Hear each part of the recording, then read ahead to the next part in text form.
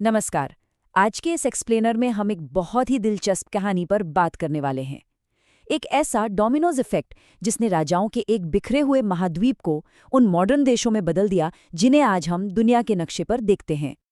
तो इस ऐतिहासिक सफर में हम इन पड़ावों से गुजरेंगे। सबसे पहले राजाओं का पुराना यूरोप, फिर फ्रांसीसी क्रांति और नेपोलियन की एंट्री, उसके बाद इटली और जर्मनी का बनना, ब्रिटेन की एक अलग ही कहानी, और आखिर में सबसे खतरनाक बाल्कन क्षेत्र। चलिए सबसे पहले बात करते हैं भाग 1 की, राजाओं का पुराना यूरोप, यानी आधुनिक राष्ट्रों के बनने से पहले की दुनिया। देखिए, बहुत समय पहले यूरोप एक बड़ा महाद्वीप तो था, लेकिन वहाँ आज की तरह बड़े बड़े देश नहीं हुआ करते थे। उसकी जगह छोटे छोटे राज्य थे। हर राज्य का अपना अलग राजा, अलग कानून और बिल्कुल अलग झंडा होता था। 1789 से पहले लोग खुद को किसी देश का नागरिक नहीं मानते थे, बल्कि वो सिर्फ एक राजा की प्रजा हुआ करते थे। सोचिए, नेशन जैसी कोई चीज ही नहीं थी। और उस समय आम लोगों और गरीब किसानों की जिंदगी सच में बहुत मुश्किल थी। उनके पास कोई अधिकार नहीं थे। सारी की सारी पावर और पैसा सिर्फ चंद अमीर लोगों की मुट्ठी में कैद था। आम जनता बस पिस रही थी। अब आते हैं भाग 2 पर, फ्रांसीसी क्रांति और नेपोलियन, जहां से नेशनलिज्म यानी राष्ट्रवाद की असली चिंगारी भड़की। तो हुआ क्या कि 1789 में फ्रांस के लोगों के सब्र का बांध टूट गया। उन्होंने अपने राजा के खिलाफ जोरदार आवाज उठाई। लोगों ने महलों पर हमला कर दिया और पुराने नियम कानून तोड़ डाले। उन्हें आज़ादी, बराबरी और भाईचारा चाहिए था। और सबसे बड़ी बात, पहली बार ये ऐलान हुआ कि देश किसी राजा की जागीर नहीं बल्कि जनता का है। बस यहीं से लोगों के दिलों में नेशनलिज्म की वो पहली भावना पैदा हुई कि हम सब मिलकर एक राष्ट्र हैं। अगर हम इस टाइमलाइन को देखें तो कहानी बहुत तेजी से आगे बढ़ती है। 1789 की इस क्रांति के बाद फ्रांस में एक बहुत ही ताकतवर सैनिक की एंट्री होती है, नेपोलियन बोनापार्ट। उसने पूरी सत्ता अपने हाथ में ले ली और फिर 1815 में उसकी हार तक का ये सफर सच में किसी फिल्म की तरह है। दिलचस्प बात यह है कि शुरुआत में नेपोलियन को एकदम हीरो की तरह देखा गया।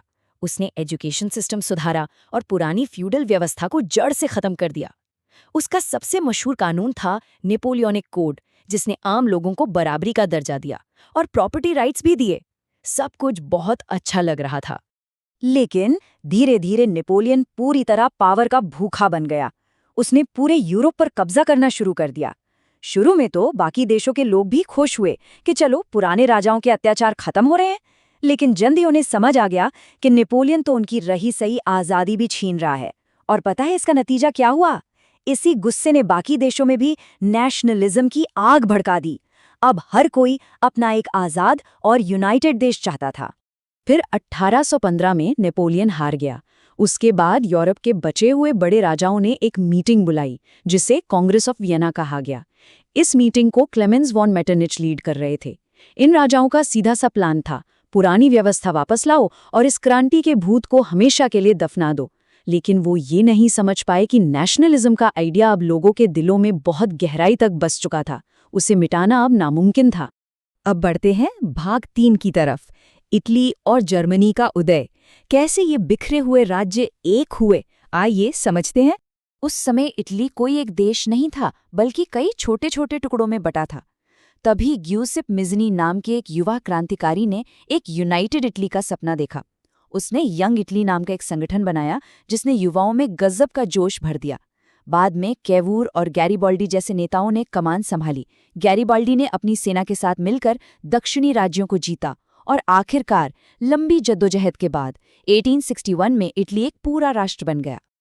अब जर्मनी की बात करें तो वहाँ का माहौल एकदम अलग था। वहाँ एक बहुत ही फेमस और खतरनाक नीति अपनाई गई, ब्लड एंड आयरन, यानी खून और लोहे की नीति। और इसे लागू करने वाला था एक बेहद चालाक और ताकतवर नेता, ओटो वॉन बिस्मार्क। बिस्मार्क का तरीका इटली से बिल्कुल अलग था। उसने लोगों के लोकतांत्रिक सपनों का कोई इंतजार नहीं किया। उसने सीधा अपनी ब्लड एंड आयरन पॉलिसी का इस्तेमाल किया। मिलिट्री की ताकत और लगातार कई युद्धों के जरिए उसने बिखरे हुए जर्मन राज्यों को एक होने पर मजबूर कर दिया। और 1871 आते आते जर्मनी भी दुनिया के नक्शे पर एक यूनाइटेड नेशन बनकर उभरा। आगे बढ़ते हैं भाग 4 पर, ब्रिटेन की कहानी। ये एकीकरण का एक बिल्कुल ही अलग रास्ता था।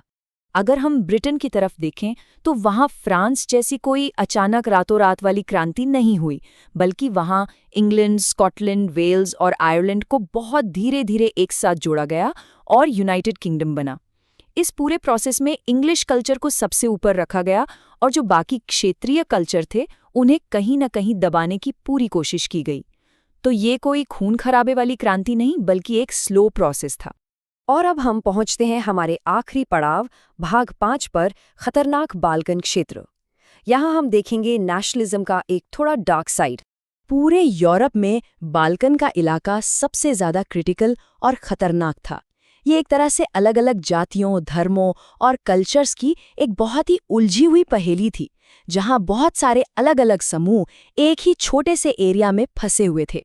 दिक्कत ये थी कि बाल्कन में रहने वाला हर एक ग्रुप अपनी एक अलग पहचान और पूरी आज़ादी चाहता था। यहाँ नेशनलिज्म ने देशों को जोड़ने का नहीं बल्कि तोड़ने का काम किया। इससे वहाँ इतना भयानक तनाव पैदा हो गया कि वो पूरा इलाका एक बारूद का ढेर बन गया। और आगे चलकर यही तनाव दुनिया के सबसे बड़े और विनाशकारी युद्धों की अहम वजह बना। तो कुल मिलाकर कहानी ये है कि फ्रांस से उठी एक छोटी सी चिंगारी ने पूरे यूरोप का नक्शा ही बदल कर रख दिया। लोगों को ये समझ आ गया था कि देश सिर्फ एक राजा का नहीं होता, बल्कि उस देश की जनता का होता है।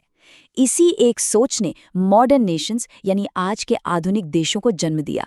नेशनलिज्म ने आम जनता को ताकत दी और उन देशों को बनाया जिन्हें आज हम दुनिया के नक्शे पर देखते हैं। लेकिन ये सब खत्म करते हुए एक बहुत बड़ा सवाल हमारे सामने रह जाता है, क्या इस नेशनलिज्म से वाकई दुनिया में शांति आई? नई सीमाएं खींचने की इस भारी कीमत और उन खतरनाक युद्धों के बारे में सोचना बहुत जरूरी है जिनकी नींव इसी राष्ट्रवाद ने रखी थी। इस एक्सप्लेनर को खत्म करते हुए ये एक ऐसा सवाल है जिस पर हमें जरूर सोचना चाहिए।